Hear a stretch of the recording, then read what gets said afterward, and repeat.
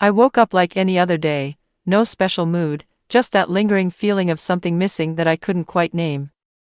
A boring breakfast, a few unanswered messages, chores I'd been avoiding for weeks. Everything was going according to the usual script, a regular day, flat and flavorless. Until that moment. I was standing in the kitchen, leaning against the counter, when he did it. Just sent me 4 little drops. Silently. Without warning. Without even showing up. There I was, in complete silence, phone in hand, feeling this strange shiver run down my spine. Not because of what he sent, but because of how he sent it. The surprise. The silence. It felt like I had just been invited into some secret game, with rules I could only guess at. He knew exactly what he was doing. This wasn't random. Something shifted. I felt it physically, like the line between just someone I know and something far more dangerous, far more tempting, had started to blur. I kept thinking about him. Over and over. Why now? Why so boldly? Why did it hit just right? Was this a test? Or an invitation? I didn't know. But my heart was beating faster. And something inside me stirred, something I hadn't felt in a long time, anticipation. Maybe this was the beginning of something. Or the end of what I thought was safe. Let me pause for a moment.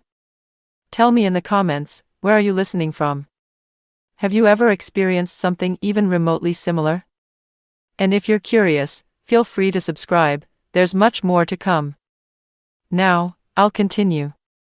That evening, I sat next to my man. He was scrolling through his phone, talking about news, some match, something about work.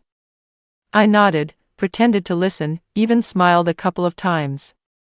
But inside, I wasn't really there. I kept catching myself thinking about him. About how easily he had slipped into my day, and stayed. As if he had found a place in the corner of my mind, watching. Feeling. Reading me. The contrast was striking. One was physically next to me, but emotionally miles away.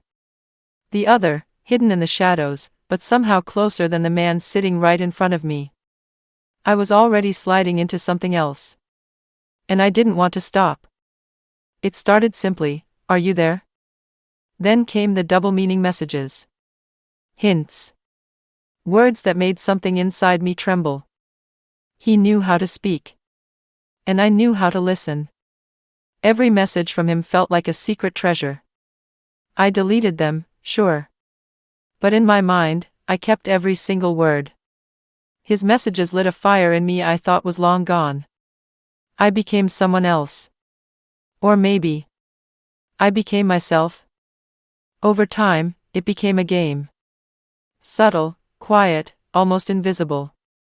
I learned to laugh at the right time, to tilt the screen just enough when my man walked by. Pretending became instinct. He became my shadow, the one I kept reaching for, deeper and deeper, forgetting who I used to be. And I liked it. It scared me, but I liked it. I was drawn to where I felt seen, understood, where I didn't need to explain why I went quiet, or why I smiled at nothing. He seemed to know me better than the one who had been next to me for years. And I started to wonder, what's worse, cheating with your body, or cheating with your soul? I don't remember the exact moment when everything fell apart. Maybe I got too caught up. Too relaxed. Careless. Or maybe, too confident. I thought I had it under control. That I was smarter, sneakier, more careful. But the game doesn't forgive mistakes.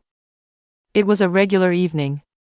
He came home a little later than usual, and there was something different in his eyes. No anger.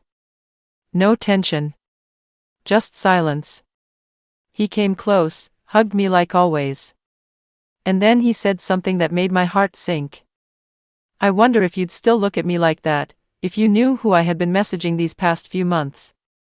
The world stopped. I tried to say something, joke, pretend I didn't get it.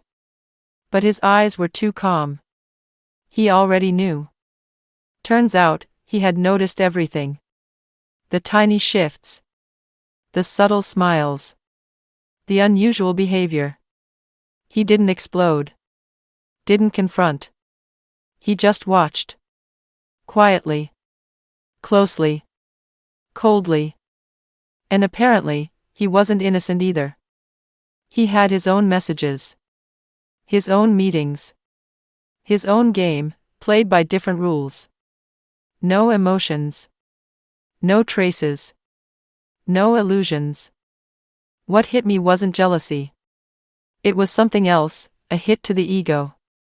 I thought I had the upper hand. That I was in control. But I was just a piece in someone else's play. Maybe even, the pawn. It was a cold shower. Ice cold. He didn't yell. Didn't accuse. He simply let me know, he knew. All of it. And more importantly, that whatever we had, he wouldn't fight for it anymore. And the worst part? I couldn't even blame him. That night, I realized something. When you play a double life, sometimes the opponent is looking right into your eyes, and says nothing. Share your thoughts about this story in the comments. Have you ever experienced something similar? Your voice matters to me, and I deeply appreciate each one of you who stays with me until the end. Don't forget to subscribe and like, so you don't miss the next thrilling story. Wishing you a wonderful day. If you listen till the end, write this phrase in the comments: the game starts again.